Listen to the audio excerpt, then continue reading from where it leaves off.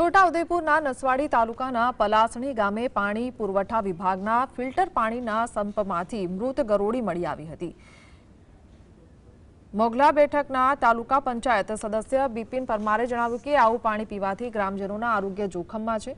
બીજા ફિલ્ટર સંપમાંથી પાણીનો સતત વેડફાટ થઈ રહ્યો છે, પરંતુ પાણી પુરવઠા અધિકારીઓ ધ્યાન આપતા નથી। ગામમાં ઇન્દોર વાડી થવાના એંધાણ વચ્ચે આ ઘટનાએ રોષ વધાર્યો છે। આ પલાસની ગામનો સંપનો કૂવો છે, અહીંયા આગળ બરાબર છે। હવે અહીંયા આગળ આ ફૂલ પાણી ભરેલો, જો ભાઈ બતાવો છે એમને, આ બધું પાણી ભરેલો છે બરાબર છે, ફૂલો ફૂલ। હવે અંદરથી અમે લોકો અહીંયા તપાસ કરવા આવ્યા તો અહીંયા એક મરેલી ગરોળી નીકળી।